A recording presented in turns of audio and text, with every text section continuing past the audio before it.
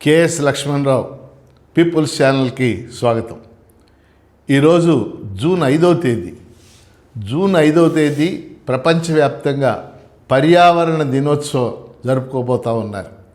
వాస్తవంగా గత 3 దశాబ్దాలుగా పర్యావరణకు సంబంధించి అనేక చర్చలు జరుగుతూ ఐక్యరాజ్య సమితి 3 పర్యావరణ దినోత్సవాలని ప్రకటించింది. జూన్ 5 వరల్డ్ ఎన్విరాన్మెంట్ డే అంటే ప్రపంచ పర్యావరణ దినోత్సవం. సెప్టెంబర్ 16 వరల్డ్ ఓజోన్ డే అంటే ప్రపంచ ఓజోన్ దినోత్సవం. ఏప్రిల్ 22 వరల్డ్ ఎర్త్ డే అంటే భూగోళాన్ని కాపాడుకోవాలనే రోజు. ఈ విధంగా ప్రకటించి ప్రజల్లో అవేర్నెస్ తీసుకురావడానికి కృషి చేస్తూ ఉంది.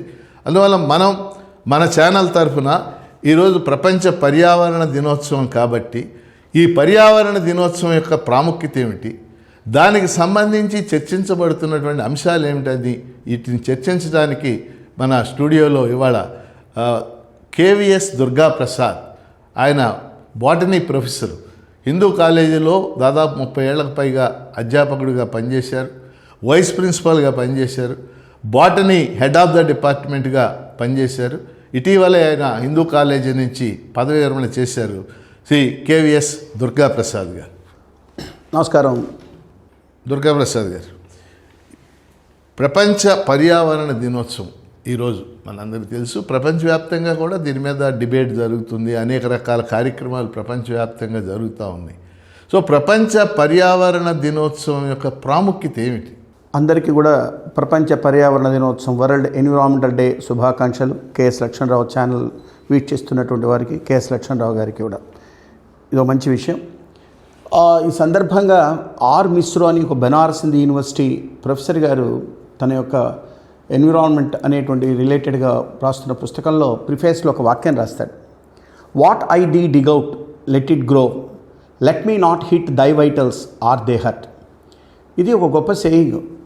అంటే మనము ఈ విచక్షణను మర్చిపోయి పర్యావరణాన్ని విచ్చలవిడిగా వాడటం చేశాం. What I dig out let it grow, ఏది పెరుగుతుంది, ఏది నశించబడదు, ఏది నా వల్ల వినాశనం ఉండదు, దాన్ని నన్ను ముట్టుకొని అని కోరుకుంటాడు. అలా ఉండాలి మానవుడు అనేటువంటిది. చాలామంది పర్యావరణ దినోత్సవంలో లక్ష్మణరావు గారు అంటారు, ఈ భూమిని కాపాడాలి, పర్యావరణాన్ని కాపాడాలి, పర్యావరణాన్ని ప్రకృతిని మనమేం కాపాడక్కల్లా. ఈ భూమి ఇప్పటిది కాదు. 500 మిలియన్ 5,000 మిలియన్ సంవత్సరం కింద పేలియోజాయికరా, మీసోజాయికరా, సీనోజాయికరా మనం నిన్న పుట్టామని చెప్పచ్చు. సో కనుక అనాదిగా ఈ భూమి అలా వస్తూ ఉన్నది. భూమిని కాపాడక్కర్లేదు, మనల్ని మనం కాపాడుకోవటం అనేది. ఈ ప్రపంచ పర్యావరణ దినోత్సవం జూన్ 5న జరగాలి అని చెప్పేసి యుఎన్ఓ, యునైటెడ్ నేషన్స్ ప్రతిపాదించింది. సో దీనికి సంబంధించి అంటే థీమ్ కానీ ఇట్లాంటివి ఏమైనా ఉన్నాయా ఈ సంవత్సరం? 1972 జూన్ 5న మొదటిసారిగా స్టాక్హోమ్లో అనేక మంది పర్యావరణ శాస్త్రవేత్తలందరూ కూర్చొని పర్యావరణం మీద మొట్టమొదటిసారిగా చర్చించడం జరిగింది 1972లో. ఆ తదుపరి కాలం నుంచి యుఎన్ఓ దాన్ని 1973 నుంచి అదొక ఆనవాయితీగా తీసుకొని ప్రతిసారి ఒక టీమును పెట్టుకొని దీన్ని విధంగా అందరూ తగు నిర్ణయాలు తీసుకోవటాలు, పర్యావరణాన్ని ఎలా కాపాడాలి, ఏవేంటి తీసుకోవాలి, ఒక్కొక్కసారి పొల్యూషన్ మీద మాట్లాడటం కానీ, లేకపోతే ఒకసారి ఎర్త్ మీద మాట్లాడటం కానీ, వాటర్ మీద కానీ అనేక విషయాల మీద వాళ్ళు నిర్ణయాలు తీసుకొని మాట్లాడటం అనేటువంటి జరుగుతూ ఉంటుంది. చైతన్యం తేవడానికి ప్రయత్నాలు చేస్తూ ఉంటుంటారు. పర్యావరణ ఇష్యూ రాగానే ప్రపంచవ్యాప్తంగా ఇప్పుడు చర్చ జరుగుతున్నటువంటి అంశం ఈ గ్లోబల్ వార్మింగ్. అంటే భూగోళం వేడెక్కిపోయింది జనం వచ్చిన మనిషిలాగా. అలా ఈ గ్లోబల్ వార్మింగు లేకపోతే గ్రీన్ హౌస్ ఎఫెక్టు, ఈ అంశాలు ఏమిటి? అసలు గ్లోబల్ వార్మింగ్ అంటే ఏమిటి, దానివల్ల కలిగేటటువంటి ఫలితాలు లేదా పరిణామాలు ఏమిటి? గ్రీన్ హౌస్ గ్యాసెస్ గ్లోబల్ వార్మింగ్కి ప్రధానమైన కారణం. చాలామందికి గ్రీన్ హౌస్ గ్యాస్ అంటే ఏంటి అని అనుకుంటుంటారు. సహజంగా పెద్ద పెద్ద పంటలు కానీ ఈ వీటిలో పైన గ్లాస్ రూఫ్తో ఒక వేస్తారు ఉద్యానవనంలాగా. అప్పుడు అక్కడ లోపల కాస్త హీట్ రిటైన్ అవుతూ ఉంటుంది, వచ్చినటువంటి ఎండవేడి బయటికి వెళ్ళదు. ఆ విధంగానే గోళం తయారవుతున్నది. భూగోళం కూడా అలా ఎందుకు తయారవుతున్నదంటే ఈ గ్రీన్ హౌస్ గ్యాసెస్లో ప్రధానంగా కార్బన్ డైఆక్సైడ్, మిథేను, నైట్రస్ ఆక్సైడ్, మరికొన్ని వాయువులు వీటి శాతం బాగా పెరిగిపోతూ ఉన్నది. ఈ శాతం ఎంత పెరిగిపోయింది అని అంటే మొన్న ఈ మధ్యన కూడా చదివాను, 55 బిలియన్ టన్నుల మేరకు పెరిగిపోయింది. ఇది 2014కి 50 మిలియన్ టన్నులు ఉండాల్సింది, ఇప్పుడు 58 ఉంది.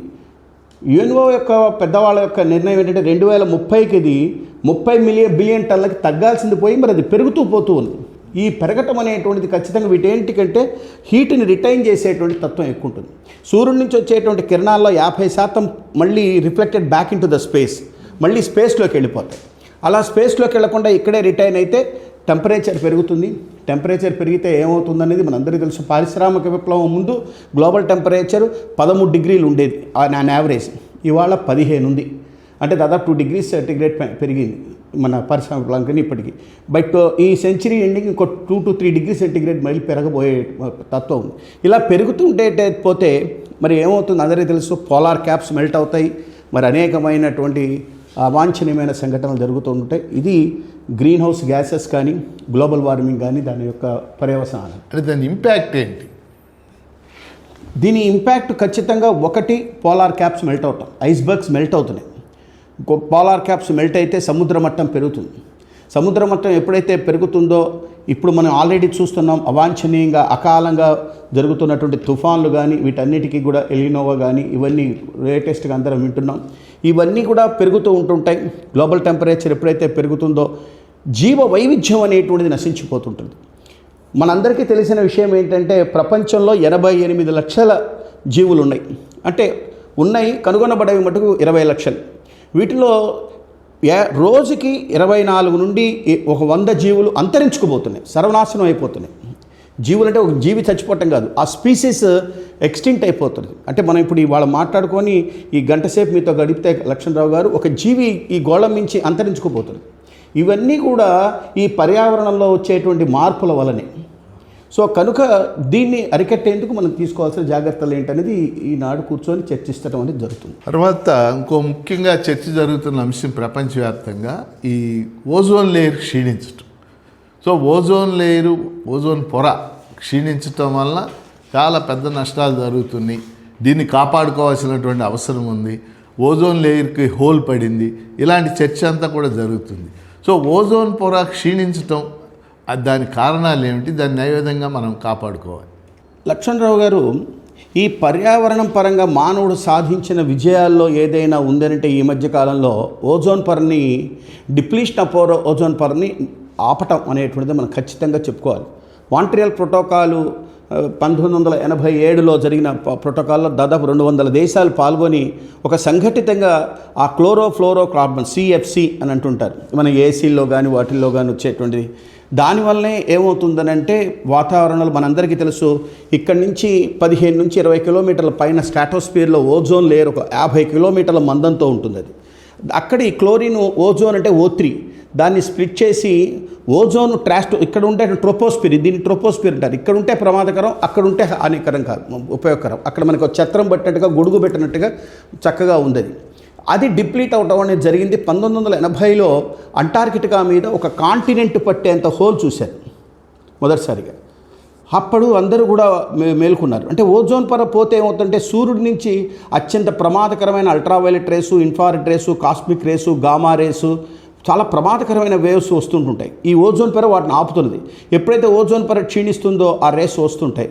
ఆ వస్తే ఏమవుతుంది, స్కిన్ క్యాన్సర్ రావటం, అనేక రకాలైనటువంటి జబ్బులు వస్తుంటాయి. అయితే అందరూ కలిసికట్టుగా తీసుకున్న నిర్ణయం వల్ల మెల్లిగా ఇప్పుడు ఆ ఓజోన్ పొరలో ఏర్పడిన హోలు బాగా తగ్గిందని, ఇప్పుడు ఎక్స్పెక్టేషన్ అంటే బై 2040కి ఆ హోల్ కంప్లీట్గా పూడ్చుకుపోతుందని చెప్పుకుంటుంది. ఎందుకంటే CFCకి ప్రత్యామ్నాయంగా HFC అనే హైడ్రోఫ్లోరో కార్బన్ని కనుక్కోవటం అనేది జరిగింది. సో ఇప్పుడు దుర్గాప్రసాద్ గారు ఒక మంచి వార్త చెప్పారు. ఏదైతే ఓజోన్ పొరకి హోల్ పడిందో అంటే రంధ్రం, అది క్రమంగా పూడుకుపోతుంది. అది గొప్ప విజయంగా మనం చెప్పొచ్చు. నిజంగా అలా జరిగితే మానవ జాతికి అది మంచి విషయం. అలాగే ఇప్పుడు లేటెస్ట్గా అనేక పత్రికల్లో లాస్ట్ 15 డేస్గా ఎల్ నినో అనేటటువంటిది ఏర్పడిపోతుంది. ఈ ఎల్ నినో ప్రభావం వలన వాతావరణంలో మార్పులు వచ్చి అది నష్టాన్ని కలగజేయచ్చు భూగోళంలో కొన్ని దేశాలకు అని చెప్పేసి వార్తలు వస్తుంది. ఎల్ నినో అంటే ఏంటి, అది కలిగించేటటువంటి ప్రభావం ఏంటి? ఎల్ నినో అనేది ఒక స్పానిష్ భాషలో చిన్న బాలుడు అంటే క్రీస్తే ఒక రకంగా క్రైస్ట్ బాలుడుగా ఆ రోజు ఆ సమయంలో అది గోచరించినటువంటిది కనబడినటువంటి విషయం. పసిఫిక్ మహాసముద్రంలో జరిగేటువంటి ఆ విండ్ డ్రిఫ్ట్లో వచ్చేటువంటి మార్పు. అక్కడ జనరల్గా ఏం జరుగుతుందంటే తూర్పు వైపు నుండి పశ్చిమ వైపు ఎయిర్ మూమెంట్ జరుగుతూ ఇండోనేషియా, ఆస్ట్రేలియా వైపు ఆ వేడి నీటిని నెడుతూ ఉంటుంటుంది. అక్కడ సైమల్టేనియస్గా దక్షిణ అమెరికాలో కింద నుంచి కూల్ వాటర్ రావటం వస్తుంది. దాన్ని అప్వెల్లింగ్ అని అంటారు. దానివల్ల సముద్రంలోని ఒక సమతుల్యం ఏర్పడుతుంటుంది. కానీ శాస్త్రవేత్తలకు కూడా ఇప్పుడు అంతుపట్టని ఒక విషయం ఏంటంటే ఈ తూర్పు వైపు నుండి పశ్చిమ వైపు నెట్టివేయబడుతున్న గాలులు రివర్స్ జరుగుతున్నది. దీన్నే ఎల్నినో అని చెప్తూ వస్తున్నారు. మామూలుగా జరిగితే దాన్ని లానినా అని అంటారు, దీన్ని ఎలినా అంటారు. ఇట్లా జరగటం వల్ల ఒక సమతుల్యం లోపించి సముద్ర మట్టం మీద ఉన్నటువంటి వేడి పెరుగుతూ ఉన్నది. తద్వారా అనేకమైన విపరీతాలు జరుగుతాయని, కరువులు వస్తాయని, ఋతుపవనాల్లో తేడా వస్తుందని, క్షామం వస్తుందని రకరకాలుగా శాస్త్రవేత్తలు చెప్తూ వస్తున్నారు. దుర్గాప్రసాద్, ఈ పర్యావరణకు సంబంధించి భారతదేశం అంటే ప్రత్యేక ఇప్పుడు మనం మాట్లాడినవన్నీ కూడా యూనివర్సల్, అంటే ప్రపంచం మొత్తానికి ఓజోన్ కానీ లేకపోతే ఎల్నినో కానీ ఇవన్నీ గ్లోబల్ వార్మింగ్ ప్రపంచం మొత్తానికి సంబంధించిన అంశాలు. భారతదేశానికి సంబంధించి పర్యావరణ సమస్యలు ప్రత్యేకంగా ఏమైనా ఉన్నాయా మీ దృష్టిలో? ఖచ్చితంగా లక్ష్మణరావు గారు, ఒక విషయం మనం మాట్లాడాల్సింది, వాళ్ళందరూ కూడా మాట్లాడుతున్నది మీరు కూడా విని ఉంటారు. దట్ ఈజ్ క్వాలిటీ, AQI అని అంటున్నారు, ఎయిర్ క్వాలిటీ ఇండెక్స్ అనేటువంటిది. అది ఏదైనా ఒక 5 మైక్రోగ్రామ్స్ పర్ క్యూబిక్ మీటర్ ఉండాలి. అంటే సే ఫర్ ఇన్స్టెన్స్ మన హెయిర్ వాటర్ 60 to 80 మైక్రోమీటర్స్ ఉంటుంది. ఈ వెంట్రుక మందం 60 to 80 మంది ఉంటుంది. కానీ వాతావరణంలో అంతకన్నా చిన్నవి 2.5 మైక్రోమీటర్స్ ఉన్నటువంటి పార్టికల్స్ ఉన్నాయి. ఇవి ఎంత ఉండొచ్చు అంటే ఒక 5 micrograms per meters cubic meter ఉండొచ్చు 5 అన్నది చెబుతున్నారు. కానీ అంత తక్కువ ఉండటం అనేది అసాధ్యం, ఎవరు మెయింటైన్ చేయలేకపోతున్నారు. దురదృష్టం ఏంటంటే ప్రపంచంలో అత్యంత ఈ ఎయిర్ క్వాలిటీ ఇండెక్స్ భారతదేశంలో 5 దేశాల్లో 3 నగరాలు మన దేశంలోనే చెప్పబడుతున్నాయి. మీరు కూడా తెలిసి ఉంటారు. బిర్న్హ్యాంట్ అని చెప్పి అస్సాంలో ఒకటి, ఢిల్లీ ఒకటి, ములానాపూర్ అని చెప్పి ఛత్తీస్గఢ్ దగ్గర. వాటి దగ్గర ఎంత ఉందంటే దాదాపు 150 ఉంది. 128 బిర్న్హ్యాంట్ అస్సాం దగ్గర. అలాగే ఢిల్లీ దగ్గర లోని అనేటువంటి ప్రదేశం ఉంది, అక్కడ 108. అట్లాగే ముల్లాపూర్లో 102. 5 ప్రపంచ నగరాల్లో 3 నగరాలు భారతదేశంలో ఉంటాం. మరి ఇది దురదృష్టకరమైనటువంటి విషయం. ఇప్పుడు మనం మాట్లాడుతున్న ఈ గుంటూరులో ఎంత ఉందని ఎవరైనా ఆసక్తిగా తెలుసుకోవాలనుకుంటే అది 50 to 100 ఉంది. మనం కూడా ఎక్కువలోనే ఉన్నాం రకంగా. ఇక్కడ నేను ప్రేక్షకులకు ఒకటి విషయం చెప్పాలి. దీన్ని కూడా మనం ఎలా అరికట్టచ్చు, ఎలా సాధించచ్చు అంటే 2013 ఒక దశాబ్దం క్రితం మీ అందరికీ తెలుసు బీజింగ్లో ఇది 300 to 500 ఉండేది సార్. 300 to 500. ఇవాళ ఎంత ఉందో తెలుసా అంటే అది 50 to 100. ఒక దశాబ్దంలో వాళ్ళు ఒక అద్భుతాలు చేశారు. ఎక్కడ 300, ఎక్కడ 50. ఆ వాతావరణంలోని ఆ ఇండెక్స్ని ఎంత తగ్గించేశారంటే కారణం ఏంటంటే వాళ్ళన్నీ ఆపేసేశారు. ఈ కార్బన్ డైఆక్సైడ్ రిలీజుల్ని వీటిని కలుషిత ఎయిర్ని అంతా ఆపేశారు. అసలు ఎక్కడా కూడా అన్నీ, నేను నిన్న కూడా యూట్యూబ్లో చూశాను, అన్నీ వాళ్ళు ఎలక్ట్రిఫైడ్ వెహికల్సే, మొత్తం ఎలక్ట్రిఫైడ్ వెహికల్స్. అలాగే మీకు షాంఘై కూడా తెలుసుంటుంది, చాలా పెద్ద క్యాపిటల్ ఇది వాళ్ళది. అక్కడ 40 to 80 ఉంది. దీన్ని మనం ఎలా అరికట్టాలి? ఇది పెద్ద ఛాలెంజ్ భారతదేశానికి, అన్ని రాష్ట్రాలకు కూడా. మొత్తం ఓవరాల్గా ప్రేక్షకులకి మీరు ఈ పర్యావరణకు సంబంధించి ఇచ్చేటటువంటి సూచనలు, సలహాలు ఏంటి? నేను భారతదేశం ఇందాక ఒక సాధించలేని విషయం చెప్పాను. ప్రపంచంలో భారతదేశం సాధించినటువంటి ఒక అద్భుతమైన విషయం ఏంటంటే 87లో మనకు అటవీ సంపద అరౌండ్ 6.4 లక్షల చదర కిలోమీటర్లు ఉంది, స్క్వేర్ కిలోమీటర్స్ ఉంది. ఇవాళ అది 8 లక్షలకి పెరిగింది. చాలా అనూహ్యంగా పెరిగింది. ప్రపంచంలో ఏ దేశం సాధించిన మేరకు భారతదేశం ఎస్పెషల్లీ 21, 23 మధ్య మరింత అద్భుతంగా పెంచబడింది. అదేవిధంగా అయితే మన రాష్ట్రం కొంచెం వెనకపడ్డది. అంటే బాగా మొక్కలు పెంచడం వాటి విషయంలో మనం 24 to 20 ఏ రాష్ట్రంకైనా ఏ దేశంకైనా వాళ్ళకున్న జియోగ్రాఫికల్ ఏరియాలో 35% ఫారెస్ట్ ఉండాలి. మనకి 25% ఉంది. బాగుందనే చెప్తున్నది ప్రపంచంలో. ఇది మనకు మాత్రమే ఈ పెరుగుదలని మనమనే చెప్పుకుంటూ వస్తున్నారు. కనుక ఇట్లా ఏవైతే విషయాల పట్ల మనం మాట్లాడుకుంటున్నామో, ఏవి ఇబ్బందికరం అని చెప్తూ వస్తున్నామో, ప్లాస్టిక్ అవనండి, పేపర్ అనండి. ఇప్పుడు నా చేతుల్లో ఈ పేపర్ ఉంది. 1 టన్ను పేపర్కి 17 చెట్లు నరకబడతాయి.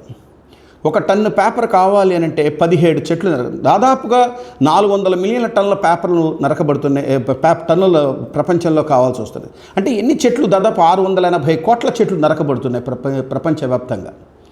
మరి దీనికి ప్రత్యామ్నాయాలు చూడాలి. మీ అందరికీ తెలుసు, మనం 5వ తరగతి వచ్చేదాకా పలకా బలపమే వాడేవాళ్ళం. ఈ పేపర్ వాడటం అనేది మరి ఇప్పుడు డిజిటల్ మీడియా వచ్చింది కనుక వీటన్నిటిని చూసుకొని ఈ పేపర్ యూసేజ్ తగ్గించుకోవాలి. ప్లాస్టిక్ మనం మాట్లాడిన మరొక పెద్ద విషయం ప్లాస్టిక్. అందరూ అంటున్నారు 120 మైక్రాన్స్ ఉన్నటువంటి ప్లాస్టిక్ సంచులు వాడచ్చు అని అంటున్నారు. ఏం కాదు, 120 మైక్రాన్ ఉన్న ప్లాస్టిక్ సంచి కూడా హానికరమే. మహా అయితే ఏంటంటే సింగిల్ యూజ్, అంతకన్నా తక్కువ ఉన్నటువంటిది అయితే ఏంటంటే చినిగిపోతుంది, అక్కడే పడేసి వెళ్ళిపోతారు అని. గట్టిది అయితే ఉంటుందని, ఉంటే దాంట్లో ఉండేటువంటి వాయువులు దాని ఇది ఉన్నాయి. ఏదైనా మెల్లిగా ప్లాస్టిక్కి ప్రత్యామ్నాయంగా చాలామంది నేను చూస్తుంటాను, మంచినీళ్ళు ఈ ప్లాస్టిక్ సీసాల్లో పెట్టుకొని కార్లలో పెట్టుకుంటారు. దయచేసి అందరికీ చెప్తున్నాను, ఎవరు కూడా ప్లాస్టిక్ సీసాలలో నీళ్లు పెట్టుకొని కార్లలో పెట్టుకొని తాగద్దు. ఆ వేడికి దాంట్లో ఉన్నటువంటి కెమికల్స్ నీళ్ళల్లోకి వచ్చేసేసి మీ బాడీలోకి వెళ్తాయి. That causes the cancer. దయచేసి ఎవరు కూడా ప్లాస్టిక్ని అలా విచ్చలవిడిగా వాడకండి. గ్లాసు వాడండి, అంటే గాజు గ్లాసులు కానీ సిరామిక్స్ కానీ లేకపోతే ఇంకోటి కానీ ప్రత్యామ్నాయాలు వాడుకొని అందరూ కూడా మీ ఆరోగ్యాలు బాగు చేసుకుంటారని ఈ పర్యావరణ దినోత్సవ సందర్భంగా మీ అందరూ శుభాకాంక్షలు తెలియజేస్తున్నాను. ఈ స్టూడియోకి నన్ను పిలిచినందుకు లక్ష్మణరావు గారికి, వారి సిబ్బందికి, ఛానల్కి నా కృతజ్ఞతలు తెలియజేసుకుంటున్నాను. ఈరోజు ప్రపంచ పర్యావరణ దినోత్సవం సందర్భంగా ప్రొఫెసర్ కేవీఎస్ దుర్గాప్రసాద్ గారు చెప్పిన మాటలన్నీ కూడా మీరు విన్నారు. పర్యావరణ సమస్యలు ఏర్పడుతున్నాయి అని ఐక్యరాజ్య సమితి కూడా గుర్తించబట్టే దాదాపు 30 సంవత్సరాల క్రితమే మాంట్రియల్లో ఒక అంతర్జాతీయ సమావేశం వరల్డ్ ఎన్విరాన్మెంట్ కాన్ఫరెన్స్ నిర్వహించింది. తర్వాత వరుసగా కోపెన్హెగన్ అంటే డెన్మార్క్ రాజధానిలో కాన్ఫరెన్స్ జరిగింది. క్యోటో జపాన్లో అదొక నగరం, అక్కడ ఒక కాన్ఫరెన్స్ జరిగింది. ఈ కాన్ఫరెన్స్లు అన్నిటి యొక్క సారాంశం ఏంటంటే ప్రపంచ పర్యావరణం మనం ఎలా కాపాడుకోవాలి, గ్లోబల్ వార్మింగ్ నుండి ఎలా మనం సంరక్షించుకోవాలి, ఓజోన్ పొరను ఎలా కాపాడుకోవాలి, అన్ని అంశాలు కూడా చర్చ జరుగుతుంది. అయితే ఇందులో ఉన్న ఒక పెద్ద ఇష్యూ ఏంటంటే ఒప్పందాలు కుదరడంలో డెవలప్డ్ కంట్రీస్ కొంత అవి క్రియాశీలక పాత్ర పోషించడం లేదు. ఎందుకంటే సిఎఫ్సీలు రిలీజ్ చేయడంలో ప్రధానమైన పాత్ర డెవలప్డ్ కంట్రీస్ అంటే అమెరికా, బ్రిటన్, ఫ్రాన్స్, జర్మనీ, వీటిని మనం డెవలప్డ్ కంట్రీస్ అంటాం. ఈ కంట్రీసే 70% రిలీజ్ చేస్తూ ఉన్నాయి వాతావరణంలోకి. అందుకని వాళ్ళకి ప్రధానమైనటువంటి బాధ్యత ఉంది. ఆ బాధ్యత తీసుకోవడానికి వాళ్ళు అంగీకరించడం లేదు. కాబట్టి పై స్థాయిలో అక్కడ అంతర్జాతీయ స్థాయిలో జరగాల్సి ఉంటుంది. అలాగే మన దేశ స్థాయిలో కూడా అడవులను పెంచటం, అట్లాగే వాతావరణంలో ఉన్నటువంటి కాలుష్యాన్ని తగ్గించడం, ఇవన్నీ చేయాల్సి ఉంటుంది. సో జూన్ 5 ప్రపంచ పర్యావరణ దినోత్సవం సందర్భంగా పర్యావరణ చైతన్యానికి మనందరం కృషి చేయాలని చెప్పేసి కోరుకుంటూ కేఎస్ లక్ష్మణరావు యూట్యూబ్ పీపుల్స్ ఛానల్కి తరఫున మీ అందరికీ పర్యావరణ దినోత్సవ శుభాకాంక్షలు తెలియజేస్తున్నాను.